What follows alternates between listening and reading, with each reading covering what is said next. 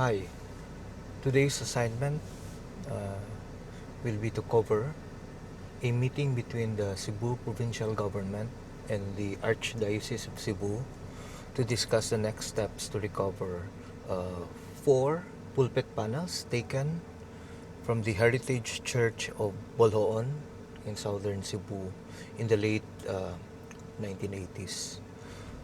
Um, the panels were thought lost for decades until they resurfaced last February 13, 2024 at the National Museum of the Philippines as part of an exhibit donated by a couple of antique collectors. Um, and they were put on exhibit as a gift to the nation. Um, there was a strong backlash on that exhibit. People were demanding that they be returned to Boljoon. Uh, Residents of Boljoon, public officials, the Archdiocese of Cebu, and the Cebu provincial government under the leadership of Governor Gwendolyn Garcia, and of course Cebu Archbishop Jose Palma. The Archdiocese put out a statement stating that the panels were considered stolen, whether they were carted away by thieves or, as alleged by some, sold by the parish priest. Because if a priest, disposed of them, he wasn't authorized to do so. People thought when they resurfaced, people thought that the panels will immediately be uh, returned to Bolon. Um, if not right there and then, at least in time for key events in the parish, like the fiesta last November. But they were many expressed disappointment that the panels still have not been returned. Um, Last I've heard is that these were undergoing restoration. Um, you might ask why restoration and not just conservation. Somebody told me that the National Museum of the Philippines thinks that the panels belong to them and they can do with it whatever they want, whatever they think is best for it. So the status of efforts to reclaim the panels is that Governor Gwendolyn Garcia was been given the authority by the provincial board to file a case um, over the panels. Has well will meet with church officials today because she sought a special power of attorney to file charges uh, over these panels because legally the panels are owned by the Archdiocese of Cebu. It's a way to give her stronger legal standing. They've always said that the governor has legal standing um, because of the general welfare clause in the local government code that empowers her to do so, especially to further heritage and cultural conservation of local governments. But I was in a meeting where when um, when I think one of the lawyers raised the concern over legal standing. Capital just wanted a stronger, I think, legal standing to file charges. Right now, they're saying they don't need the SPA. They are empowered by the General Welfare Clause. Governor Garcia is empowered by the General Welfare Clause to pursue the panels. Um, I've learned from a source that Governor Gwen was supposed to meet with Archbishop Palma, but I've learned from a source that Archbishop Palma isn't available this afternoon. So Governor Gwen will be meeting with representatives from the Archdiocese. I was told that Archbishop Palma was uh, his free schedule was earlier this morning, but Gov has had requested that they meet in the afternoon. So this afternoon, Gov Garcia will be meeting with representatives from the Archdiocese. I have some idea on who the representatives are, but we'll know for sure. So we're headed there. It's about on a good day, the capital is about an hour's drive from where I live. Okay, so let's go.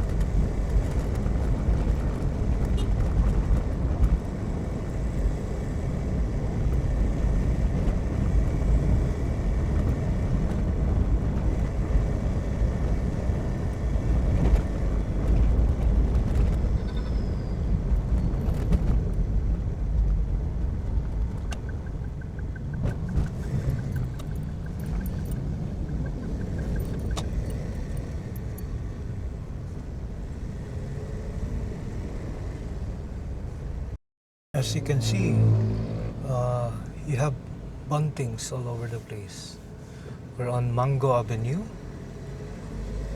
General Maximum Avenue. But old-timers know this as Mango Avenue. This used to be filled with mango trees.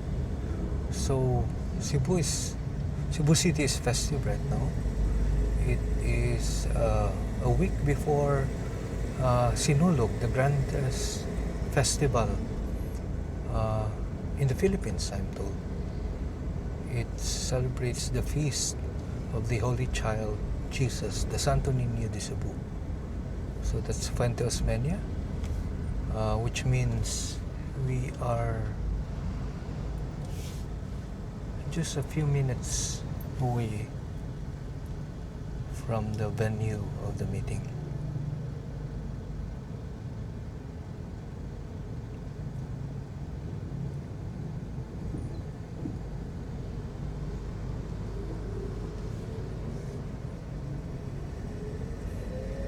At this time of the year, you will find many um, stalls selling food in Fuente Osmeña.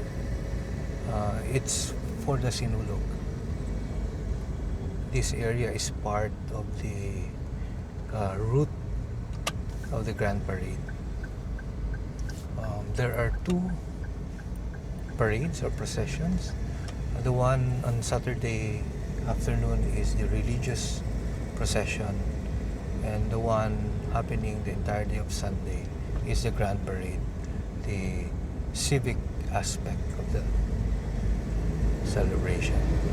So we're headed there. That's the seat of power in the province of Cebu, Cebu Provincial Capital. That's where the offices of the Cebu Provincial government are. That's where Cebu Governor Gwendolyn Garcia holds office.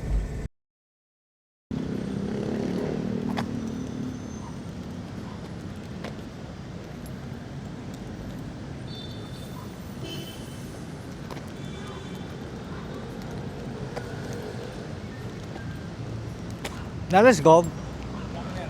Nana mga pari. Duha. Kanang mo cover ko sa meeting. Nana si Kuan Kati. Wala ba? Si Vanessa. Okay. Vanessa. Mag-isa? Oh. Sige.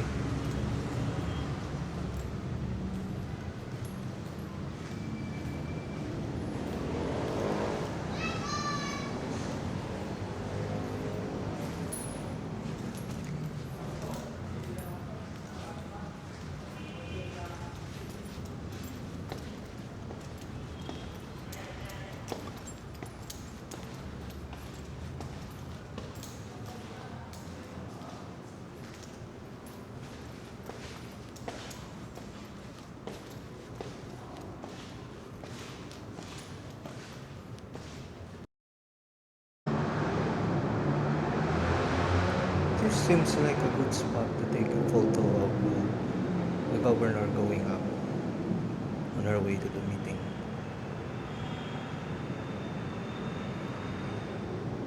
Back in the day, if you were a reporter, you did not worry about taking photos. Now, it's part of your report. There are few photojournalists left in the newsrooms in Cebu. Reporters are asked to send photos along with their stories. The few photojournalists are reserved for bigger news stories.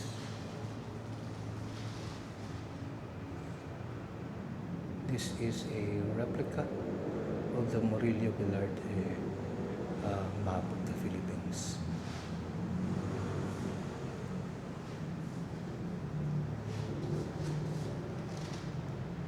This is the first scientific map of the entire archipelago.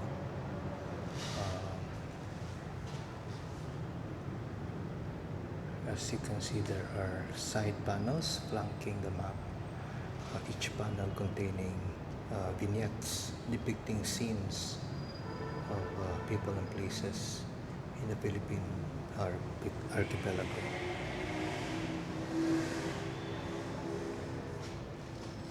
Every time I see this map, I am reminded of the post of Attorney Romel Bagares, who was 2 years ahead of me in UP Diliman.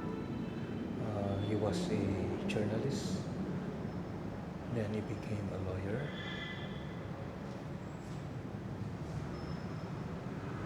And specializes in international law.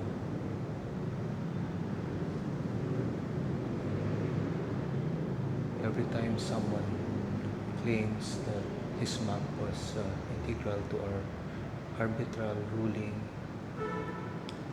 victory over China, he calls them out and says that's fake news. He said that the map nothing to do with the ruling. It was, in fact, merely mentioned, I think, in a footnote in it. So you have here previous governors of Cebu. This used to be the governor's office, I think, during the time of the previous Governor Junjun Davide. So I'm told that two priests representing Archbishop Palma are already here.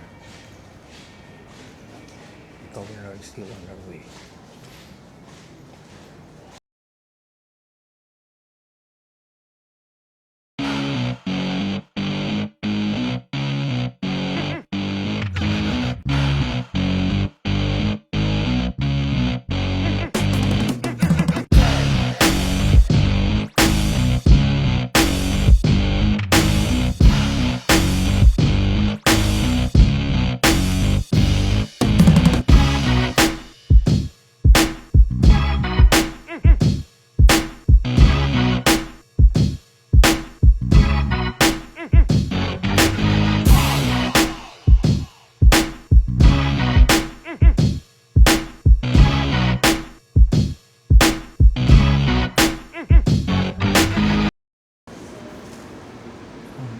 Let me introduce myself. I'm Max Nipag. I'm a freelance journalist based in Cebu. I write mainly for Rappler, a digital news platform based in Manila. Um, one of the founders of Rappler, one of the co-founders of Rappler is Maria Ressa, who won a Nobel Peace Prize. I also contribute stories to Esquire Philippines. I mainly write about religion, culture, history, politics, general news, and technology. For a long time, I mainly wrote about technology. I mainly covered technology issues. But this was sidelined when I was fascinated covering cultural and historical and religious issues in recent years. Why am I doing this? Why am I blogging? I'm one of the fellows of the Aris Rufo Journalism Fellowship of Rappler in 2024. And one of the things that we were asked to do was to produce video content. And one of the things that I learned was the need to be present in these video platforms because the audience is there and they will be the ones who will consume the reporting that you will do. So I thought, why not give it a go, using this as a vehicle for the reporting that I do. Maybe try it for a year and see if something comes out of it, or if I decide that I'm too old for this shit.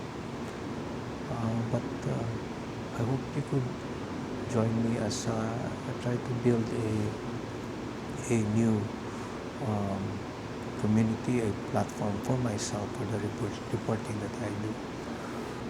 So if you're interested in issues that relate to Cebu, I hope you could follow this channel and share this video content with your family and friends. Governor Garcia is meeting with Father Brian Brigoli, the chairperson of the Cebu Archdiocese and Commission for the Cultural Heritage of the Church. Father Dan de los Angeles, a lawyer, and one of the lawyers of the Archdiocese of Cebu. The Chancellor, Monsignor Rendon, Monsignor Renato Beltran, and of course Monsignor Roger Fuentes. I went inside the governor's office, and I asked one of the governor's staff who asked the governor whether the meeting is closed door. Governor Garcia told the room that it was okay with her that I'd be present during the meeting, but she asked the priest whether they would mind if I attended also the meeting. I listened to the discussion, but they asked that they be closed door initially. Maybe they'll let me in when they have something to announce, whether they've agreed on a step forward on reclaiming the panels. But before the meeting, I had some time to talk with the priest and um, got updates related to the panels and other issues that involve church heritage. Also in the meeting is Dr. Jojo Bersales, uh, Governor Garcia's consultant on heritage and on museums. So I'll just be waiting here to be let in, or otherwise I'll do an ambush interview on their way out. Many people think that a journalist's job is glamorous. It's not. It involves a lot of waiting. It involves a lot of field work. The longest that I've waited here in this room is 6 hours. Went here at 2 p.m. hoping to get some time to interview Governor Garcia. I think related to the Boljoon panels. I think I was following with a breaking development then. So I went here at 2, waited, and it's lucky that I had a lot of people to meet that day. It was lucky that by 8 p.m. She went here to talk to a group of people who were also waiting for their turn to meet the governor. But apparently, she had an update, a development to share with them. And she saw me and knew that I was here to follow up on the panels.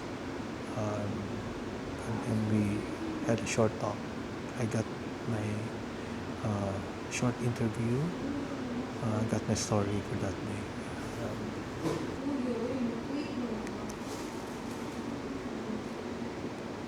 So while waiting, I'm also following up with sources from my other stories.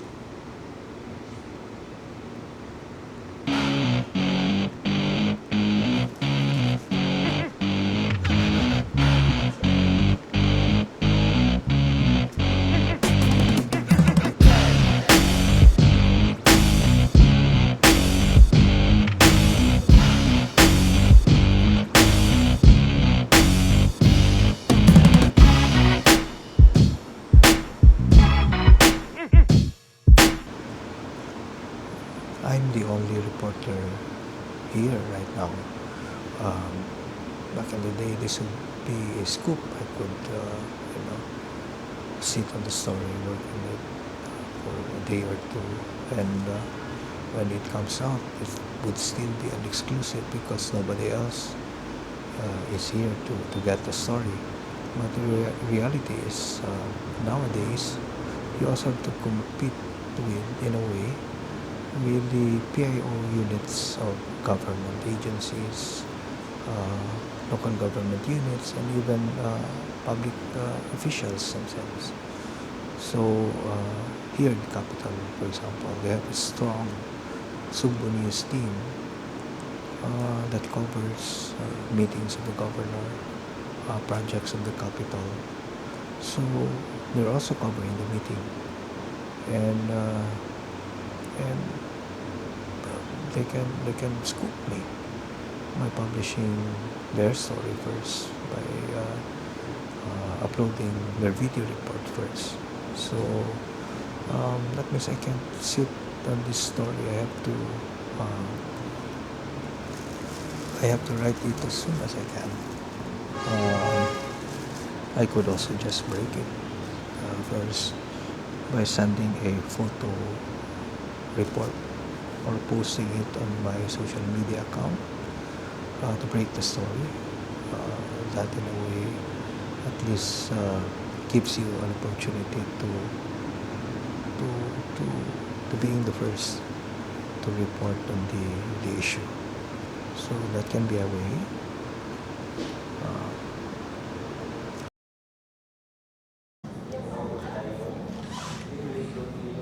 What's really cool about phones nowadays,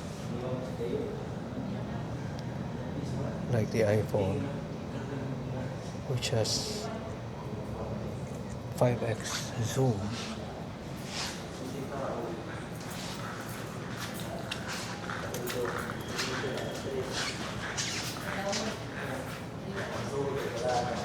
it allows you to even read the screen.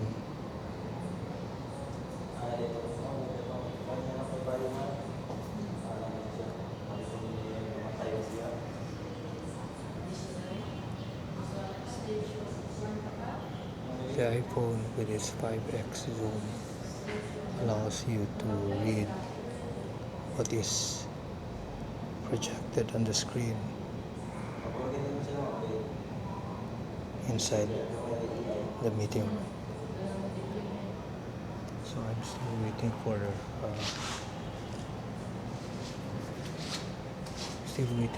meeting to wrap up.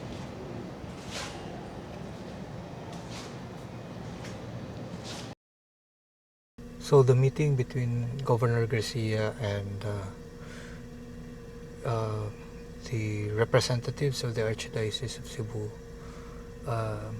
has ended. Governor will hold a press conference on Monday. So today is Saturday. On Monday at noon, where she is expected to announce the filing of a case against the National Museum.